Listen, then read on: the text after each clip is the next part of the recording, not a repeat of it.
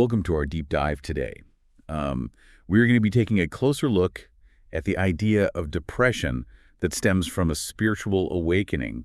And we'll be using an article called Depression from Spiritual Awakening. Do not confuse it with psychological depression from the spiritual seek. Okay. So this deep dive is really going to get into what makes spiritual depression different and how to tell it apart from conventional depression. And then we're going to look at some paths to healing. We all, go through periods of sadness in our lives.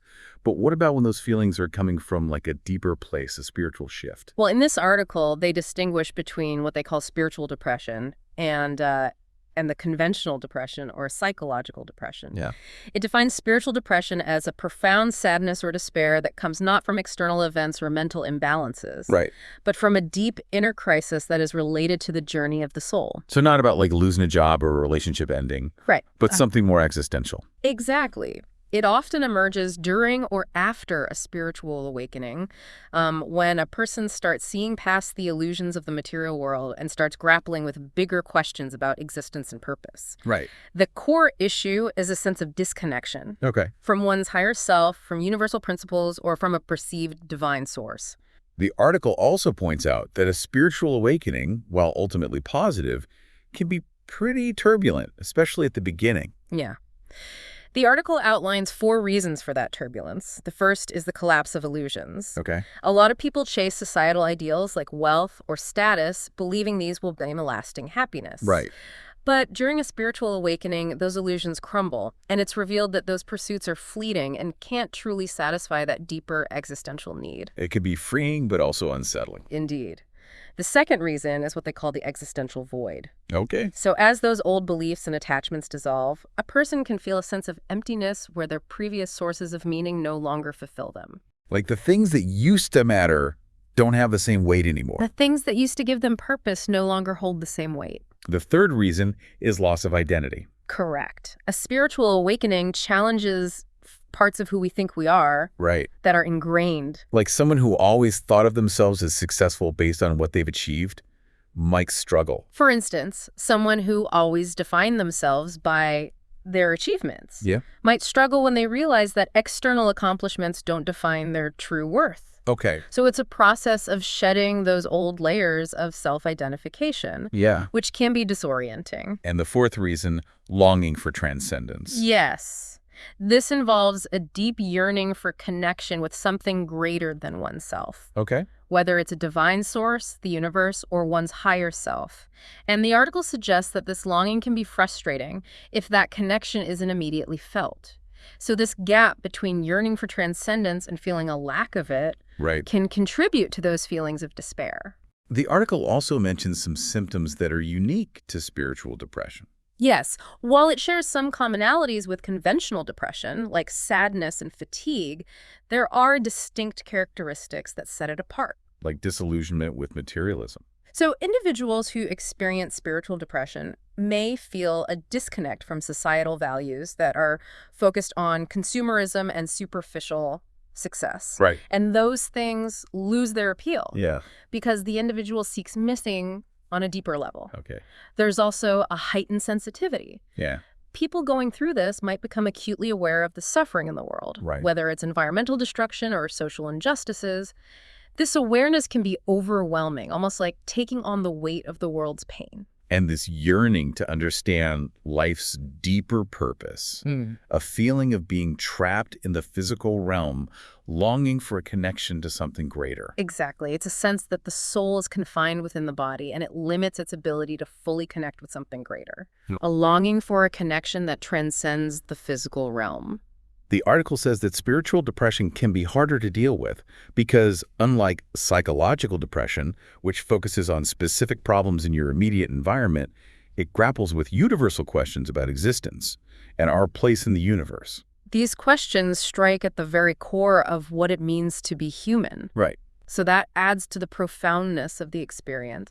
Also, there's the potential for isolation during this type of depression. Yeah. Even loved ones or mental health professionals might struggle to fully grasp what the individual is going through unless they've experienced something similar. It's hard to relate if you haven't gone through that spiritual awakening yourself. Right. It's a difficult concept to relate to if you haven't personally gone through the process of spiritual awakening and the questions it brings up. The article then really tries to make a clear difference between spiritual depression and psychological depression, saying they're distinct entities. Yes. Psychological depression, according to the article, is typically rooted in external circumstances or internal imbalances that impact a person's emotional well-being. Right. So it could be triggered by financial struggles, problems in relationships, career setbacks, or even traumatic experiences like the death of a loved one or abuse. Okay. These external triggers create a sense of hopelessness or helplessness that's directly tied to those situations. And it can also be from biological factors, like neurochemical imbalances, Precisely. like low serotonin. For example, low levels of serotonin, a neurotransmitter involved in mood regulation, Right. can contribute to feelings of sadness and lack of energy. And genetics, too. Genetics also play a role. Individuals with a family history of depression may be more susceptible. Psychological depression often shows up as sadness, fatigue, trouble concentrating, changes in appetite or sleep, and feeling worthless. It's a cluster of emotional, cognitive, and physical symptoms that significantly impact a person's daily life. The article then highlights psychotherapy as a primary treatment method, and they focus on helping people manage their thoughts and aversions in their current reality. Okay. Therapies like cognitive behavioral therapy aim to reframe negative thought patterns and develop coping mechanisms. Medications such as antidepressants are also frequently prescribed to regulate brain chemistry and alleviate symptoms. So basically, psychological depression is usually driven by a situation or biology, and it focuses on dealing with emotional distress within a person's current reality. Right. How does this contrast with spiritual depression? Spiritual depression, as described in the article, diverges from psychological depression in its origin. Right.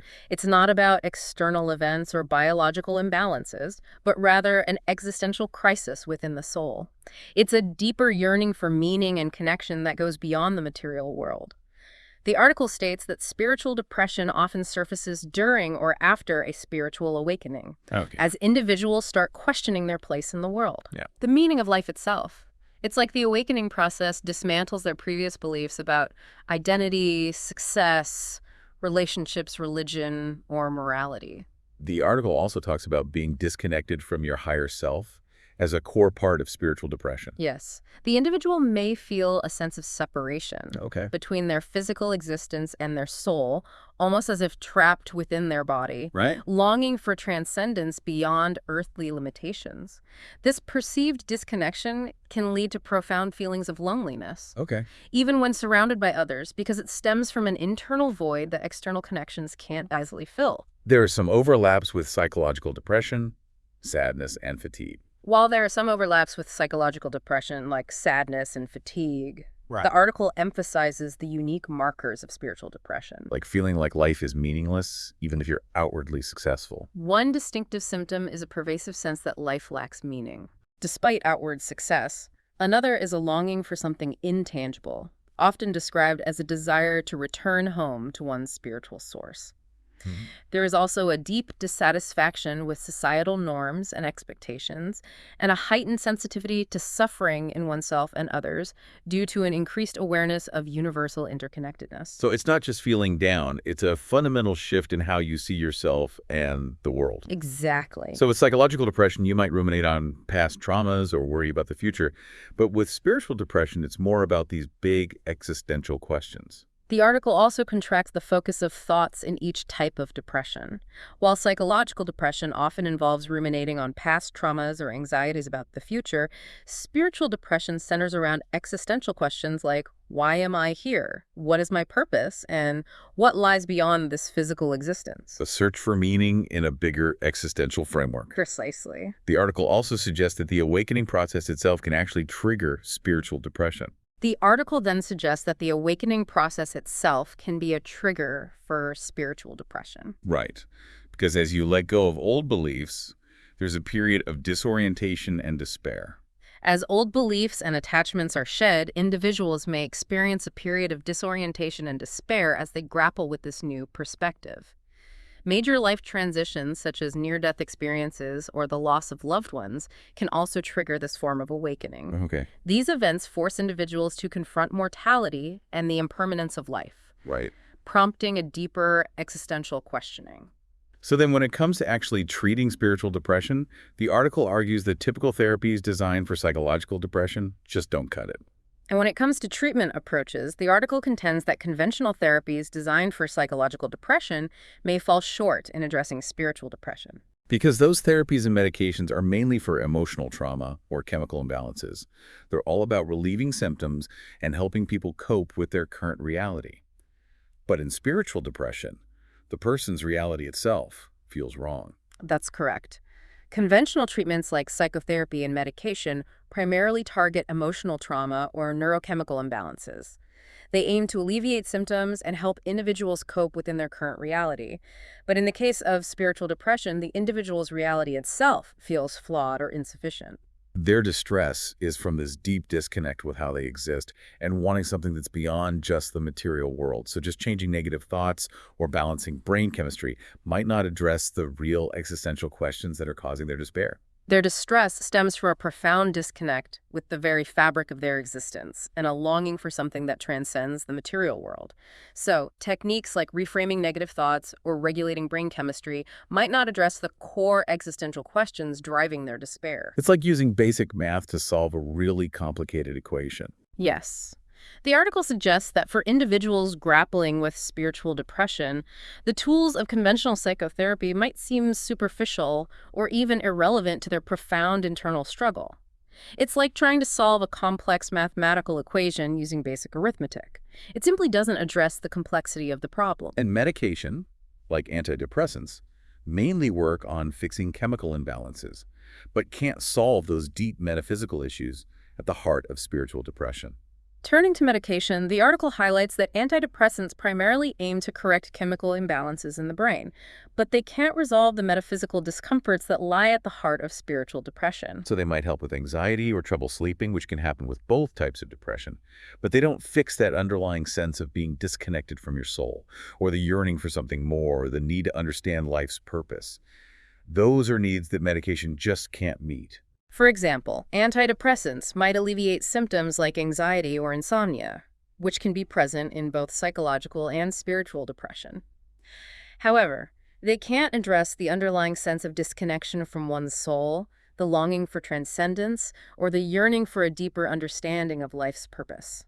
These are existential and spiritual needs that medication alone can't fulfill. It's like trying to satisfy your thirst for knowledge by drinking something. It might satisfy a different need in the moment, but it doesn't address the real yearning. Therefore, the article concludes that while conventional treatments might offer temporary relief from some symptoms of spiritual depression, they fail to address the root cause, the soul's call for transformation. So the article's saying we need a whole different approach. Yeah. One that recognizes and addresses the spiritual side of what the person's going through. It emphasizes the need for a different approach altogether, one that acknowledges and addresses the spiritual dimension of the individual's experience. An approach that's not just about managing symptoms, but about nurturing the soul and building a stronger connection with yourself and with something bigger. Exactly. The article then shifts its focus to exploring healing approaches specifically tailored for spiritual depression. It presents a range of strategies that go beyond conventional therapies, emphasizing practices that nurture the soul and facilitate a deeper connection with one's inner self and with universal principles. So let's get into those healing approaches and see how they're different from the traditional ways of dealing with depression. The article starts by highlighting the importance of what it calls inner investigation based on spiritual principles. So this is about practices that help you look inward and find the root causes of that existential despair. Yes, it emphasizes the need to turn inward and explore the soul's needs and desires. Right. Through deep self-reflection and an honest examination of one's inner world. The article suggests several methods for inner investigation, including self-inquiry, journaling, meditation, and shadow work. So with self-inquiry, you're asking yourself those big questions about your purpose, what your soul really wants, and what you're holding on to that's no longer serving you. Self-inquiry encourages individuals to ask profound questions about their purpose in life, what their soul truly longs for, and what illusions or attachments they might be holding on to that no longer serve them. It's like a deep dive into understanding yourself and where you fit in the world. And journaling can help with that too. Putting your thoughts and feelings into words, tracking your spiritual journey, and noticing patterns. It's a process of deep questioning and reflection aimed at gaining a clearer understanding of oneself and one's place in the world. Journaling is another powerful tool for self-discovery. The article suggests writing down thoughts, emotions, and realizations as a way to track one's spiritual journey, identify recurring patterns, and articulate feelings that might otherwise remain unconscious. Making those internal experiences more real and easier to understand. Exactly. And then there's meditation to quiet the mind so those deeper insights can come through. Meditation is presented as a practice that can help quiet the mind and create space for deeper insights to emerge. The article specifically recommends meditation techniques focused on mindfulness or transcendence, such as vipassana meditation or guided meditations centered on connecting with one's higher self. These practices aim to cultivate a state of stillness and inner awareness, allowing individuals to connect with a deeper sense of self beyond the constant chatter of the mind. And finally, the article mentions shadow work as a crucial aspect of inner investigation. And shadow work is about facing those parts of yourself that you've suppressed or denied, like fears, insecurities, or unresolved traumas, things that might be contributing to feeling disconnected. Shadow work involves confronting suppressed or denied aspects of oneself, such as fears, insecurities, or unresolved traumas that might be contributing to feelings of disconnection. It's about bringing these hidden parts of ourselves into conscious awareness, integrating them into a more whole and authentic sense of self. Bringing those hidden parts into the light and making them part of a whole and authentic you. The article suggests that by engaging in these practices, individuals can embark on a journey of self-discovery, uncovering the underlying needs and desires of their soul that might be contributing to their spiritual distress. It's a process of peeling back the layers of conditioning and societal expectations to reveal the true self beneath. So you're peeling back those layers to find your true self. The next healing approach is about rediscovering that connection with universal principles. The next healing approach the article explores is rediscovering connection with universal principles. Moving beyond just yourself and recognizing that connection to something bigger. That's right. The article posits that spiritual depression often stems from a perceived disconnection from universal truths or higher principles. It suggests that rebuilding this connection requires engaging with practices that foster a sense of unity with the cosmos.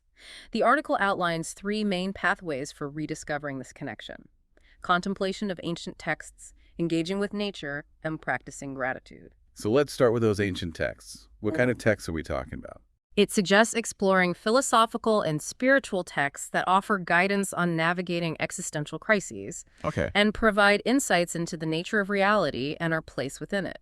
For example, it mentions the Upanishads from Hindu philosophy, which emphasize the concept of Brahman, the ultimate reality, and encourage individuals to see beyond the illusions of the material world. It also highlights Buddhist teachings, which focus on the impermanence of all things and the interconnectedness of all beings. And what about Western traditions? The article recommends exploring Stoic texts like Marcus Aurelius's Meditations, which offer practical guidance on living in harmony with nature's order and finding meaning and virtue in service to others. Drawing wisdom and comfort from those who've wrestled with these same questions before. The article also talks about being in nature as a way to connect with those universal principles. The article then emphasizes the importance of engaging with nature as a way to reconnect with universal principles. Spending time in nature can help us tap into the rhythms of life, experience a sense of awe at the vastness of existence, and feel a sense of belonging within the web of life. Practices like forest bathing, which involves immersing oneself in the sights, sounds, and smells of a forest, or simply taking time to observe natural phenomena like sunsets or ocean waves, can evoke feelings of peace and connection. Stepping outside of our human world and reconnecting with those primal forces that sustain us. The third pathway the article highlights is practicing gratitude. But how can gratitude be helpful when you're feeling so down? The article suggests that cultivating gratitude for life's simple blessings, even amid challenges, can shift our perspective. Okay. From a sense of lack to a recognition of abundance. It's about actively focusing on what we have rather than dwelling on what we lack. Practices like gratitude journaling, where we regularly write down things we are grateful for, can help develop this habit of appreciation. So you're consciously acknowledging the good things in your life to counter that negativity that comes with depression and build a more positive outlook. Exactly. So by combining inner exploration with the reconnection to something larger than ourselves, we can begin to address the core disconnect that fuels spiritual depression. The article then delves into the wisdom offered by both Eastern and Western philosophies as a guide for navigating existential suffering. It's saying that these philosophies offer these timeless insights into what it means to be human and give us practical tools to deal with life's challenges. So let's explore what each tradition has to offer. Let's start with Eastern philosophies.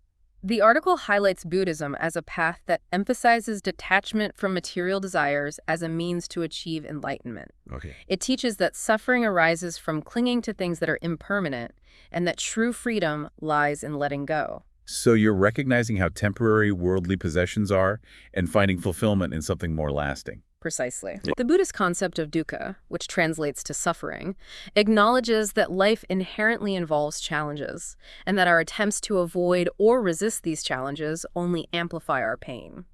It encourages acceptance of life's ups and downs rather than fighting against the natural flow of experience. The article also mentions Taoism as an Eastern philosophy that promotes living in harmony with the natural flow of life. Going with the flow rather than trying to control everything. Yes, Taoism emphasizes the interconnectedness of all things and the wisdom of aligning ourselves with the Tao, the underlying principle that governs the universe.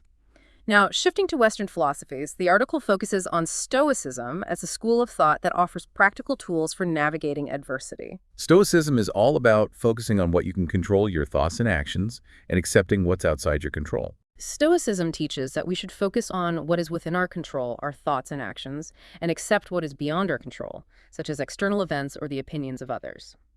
It emphasizes the importance of virtue as the guiding principle for our actions and encourages us to find meaning in service to others. It emphasizes virtue as the guiding principle for our actions and encourages us to find meaning in serving others. For example, Epictetus, a prominent Stoic philosopher, taught that suffering arises not from events themselves, but from our judgments about them. It's not the event itself, but how we interpret it that shapes our experience. And Marcus Aurelius, another influential Stoic figure, emphasized finding meaning through acting in accordance with reason and fulfilling our duties as members of a larger community. So both Eastern and Western philosophies give us ways to deal with those inevitable challenges and find meaning even when things are tough. Next, the article talks about the importance of solitude without falling into isolation. The article then moves on to discuss the importance of embracing solitude without falling into isolation as part of the healing process for spiritual depression. Finding that balance between taking time for reflection and staying connected with others. The article highlights that periods of solitude are crucial during a spiritual awakening as they allow individuals to reflect deeply without distractions from external pressures or influences. Creating space for introspection and connecting with your inner voice. However, the article cautions against allowing solitude to tip into isolation. Right. Which can exacerbate feelings of loneliness and despair. It's about intentional solitude, where you set aside time for quiet reflection, like through meditation or just sitting in silence. And at the same time, you're seeking community support. Exactly. The article recommends intentional solitude, where individuals set aside specific time each day for quiet reflection, whether through meditation, prayer, or simply sitting in silence. This allows for a dedicated space for inner exploration without completely disconnecting from the world. At the same time, the article emphasizes the importance of seeking community support. Finding people who understand what you're going through and can offer empathy and guidance. Maybe joining a meditation group or finding online forums. Yes, finding like-minded individuals who understand the challenges of spiritual awakening and can offer empathy and guidance.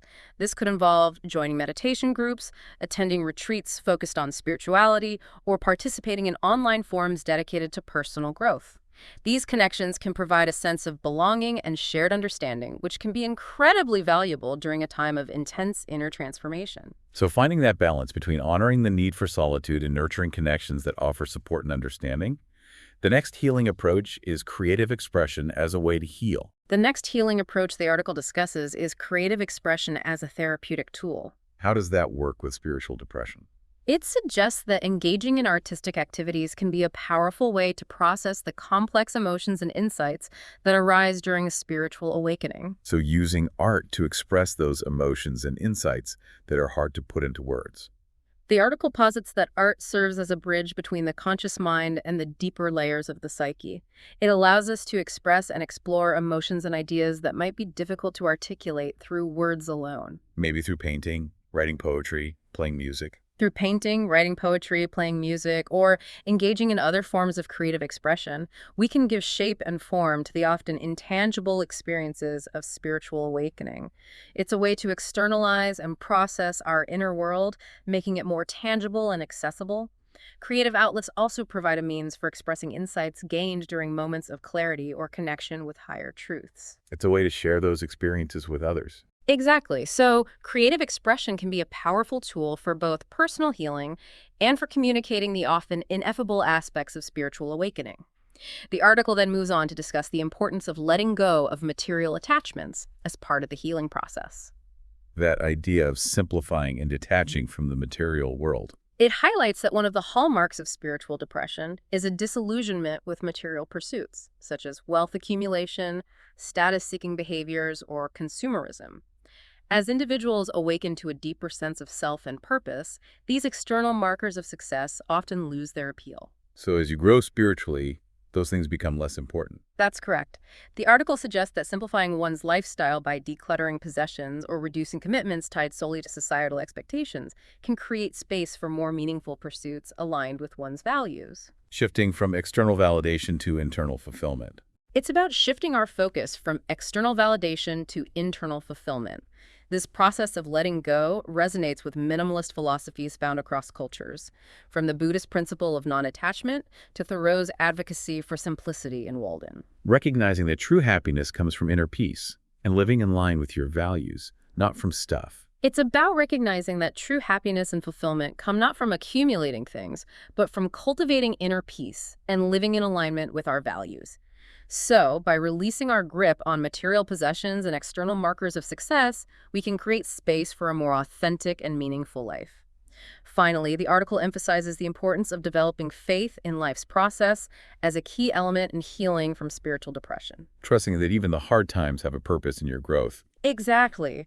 Recognizing that periods of darkness are often precursors to profound transformation can help reframe suffering as part of an ongoing evolutionary process rather than an endpoint.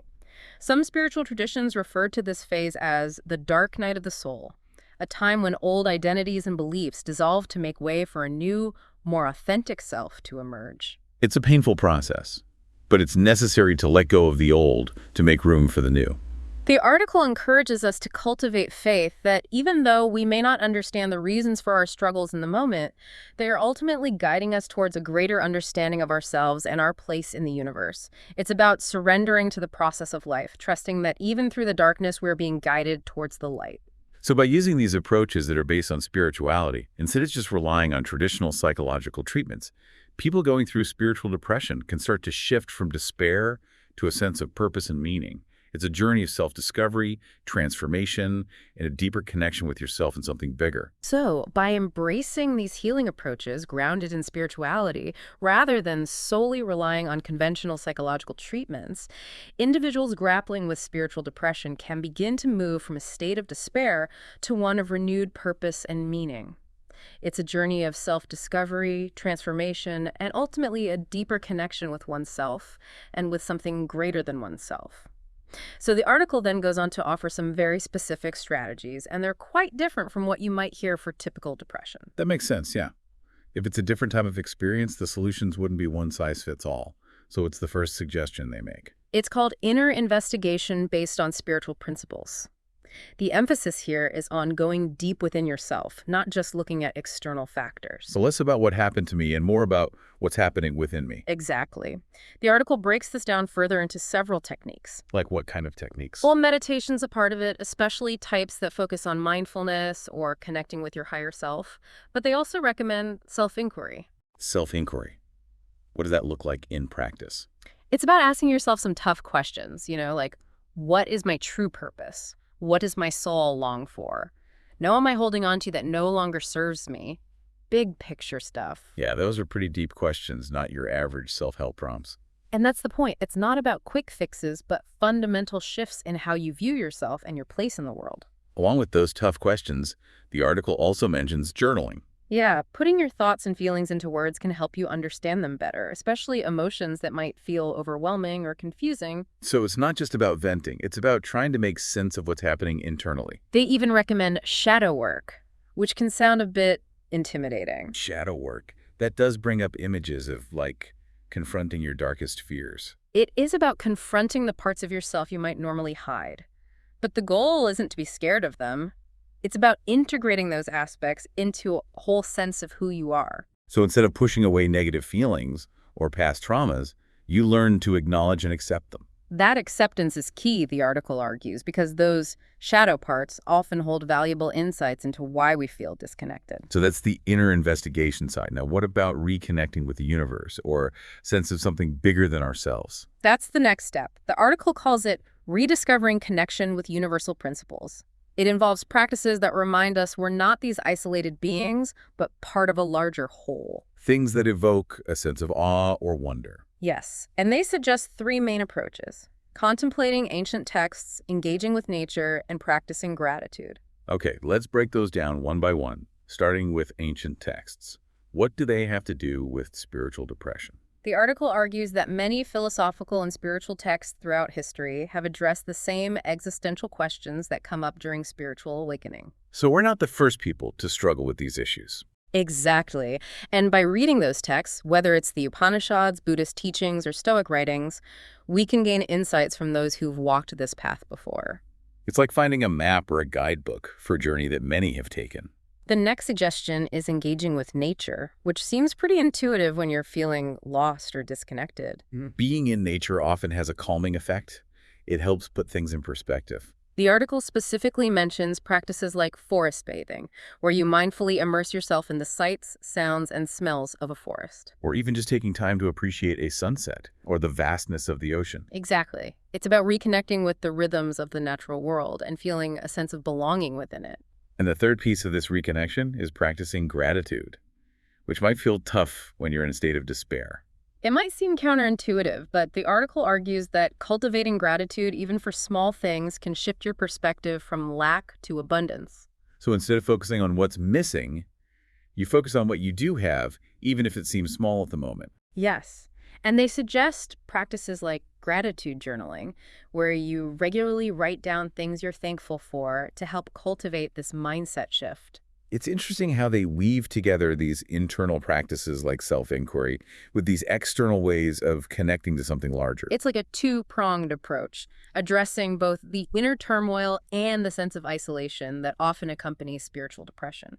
Now, the article also touches on the wisdom of both Eastern and Western philosophies as potential guides for this journey. It's fascinating how they draw from such a diverse range of thought, showing that these existential questions are truly universal. So let's start with the Eastern side. What kind of wisdom do those traditions offer? The article focuses on Buddhism and Taoism, highlighting their different but complementary approaches to suffering and the human condition. Buddhism is often associated with mindfulness and detachment. Exactly. And the article points to the Buddhist concept of dukkha, which acknowledges that suffering is an inherent part of life. So it's not about avoiding suffering, but learning to relate to it differently. Yes.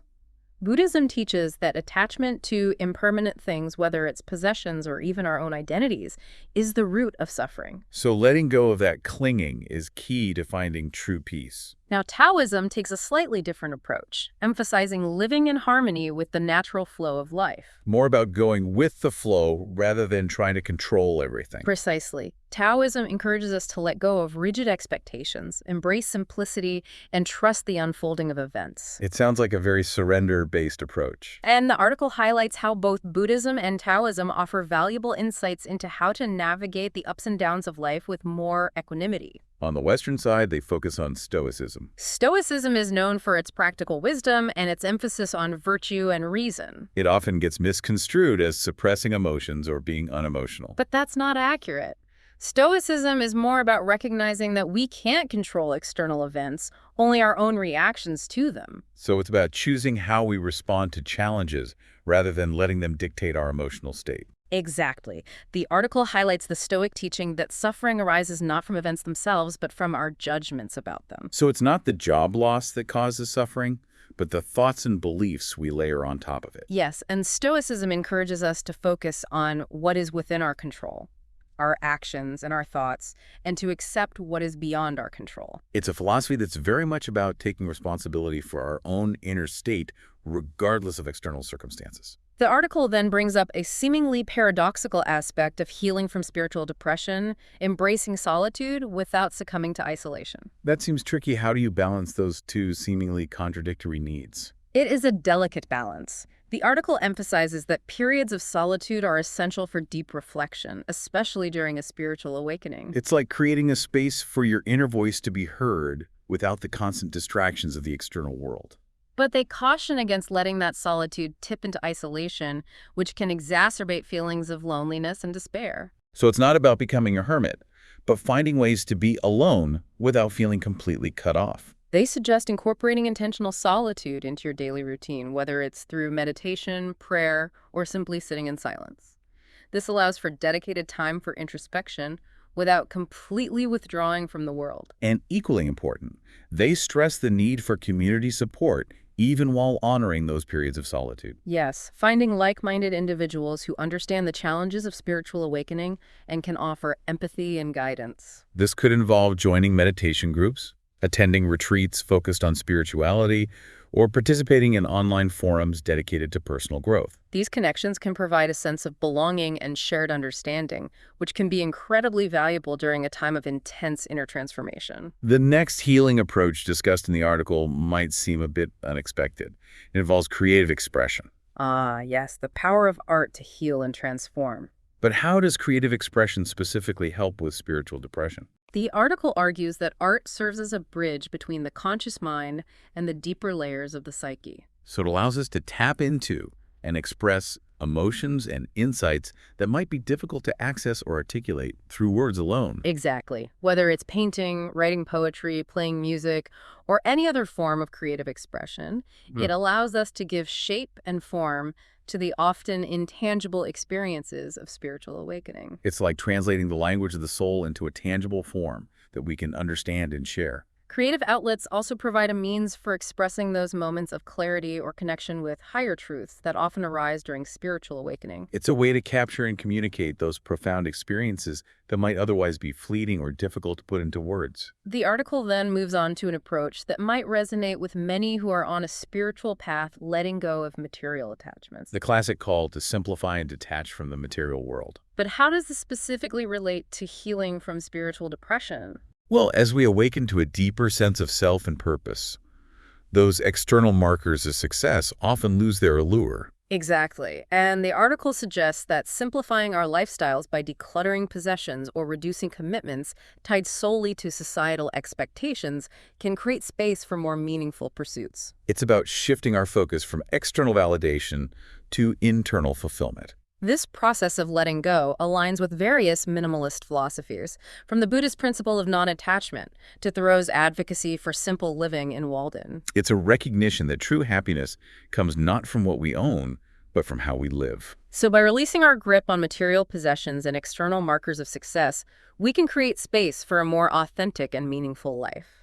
And finally, the article emphasizes the importance of developing faith in life's process. It's about trusting that even the most challenging experiences serve a purpose in our growth and evolution. So even though spiritual depression can feel like a dark and confusing time, there's an underlying belief that it's ultimately guiding us towards something greater. Exactly. Some spiritual traditions refer to this as the dark night of the soul, a period of dismantling old identities and beliefs to make way for a new, more authentic self. It's a painful but necessary process of shedding what no longer serves us. The article encourages us to cultivate faith that even though we may not understand the reasons for our struggles in the moment, they're ultimately leading us towards a deeper understanding of ourselves and our place in the universe. It's about surrendering to the process of life, trusting that even through the darkness, we are being guided towards the light. So by embracing these healing approaches grounded in spirituality, rather than solely relying on conventional psychological treatments, individuals grappling with spiritual depression can begin to move from a state of despair to one of renewed purpose and meaning. It's a journey of self-discovery, transformation, and ultimately a deeper connection with oneself and with something greater than oneself. So it sounds like the main point is that spiritual depression, though it's really difficult, isn't a sign of failure or a reason to give up hope. It's more like a signpost, indicating that there's a big shift happening in your journey, a sort of call to explore those deeper truths and really align with your true self. The article definitely changes how we see this experience. It's not something to be afraid of or avoid, but a chance for real growth and transformation. And by using these different ways of healing that respect the spiritual side of things, people can get through this tough time and come out even stronger and more connected than before. Now that we're wrapping up our deep dives into spiritual depression, what are some key things for our listeners to think about? Well, first, you've really got to recognize that spiritual depression is its own thing, separate from regular psychological depression. It's not just feeling sad, it's a deeper crisis of existence that needs a different kind of approach to healing. And if you're going through this, you got to remember you're not alone. Lots of people on a spiritual path face these same challenges. There are resources and practices out there to help you through it. Be patient with yourself. This spiritual transformation is a process. It takes time to let go of old beliefs, really understand the new ones, and find your way in this new territory. Earlier you mentioned trying out different approaches to healing. What really stands out to you as helpful when you're dealing with spiritual depression? The article really highlights how important it is to do that inner work and build a connection to something beyond just yourself. Practices like self-inquiry, meditation, being in nature, those can all help. And exploring ancient wisdom, both Eastern and Western, can give you valuable guidance. So it's a multi-layered approach, dealing with both the inner and outer parts of this experience. The article also stresses trusting the process, even when it's hard. Yeah, spiritual growth often involves those periods of darkness and uncertainty. It's during those times that we often have to face our deepest fears and those beliefs that hold us back. Seeing these challenges as chances to change rather than setbacks can be really important. This has been a really insightful look at a complicated topic. As we wrap up this deep dive, what's one final thought you'd leave with our listeners? If you're going through spiritual depression, remember that you have the choice in how you react to this challenge. By using the practices and perspectives we've talked about, you can turn this dark period into a chance for real growth and self-discovery. At the end of the day, spiritual depression can actually help you understand yourself better and your connection to the universe. Thanks for sharing your knowledge with us today. And to our listeners, we hope this deep dive has helped you understand the unique challenges and the potential for change that comes with spiritual depression. We hope this encourages you to keep going on your own journey with more understanding and a sense of hope.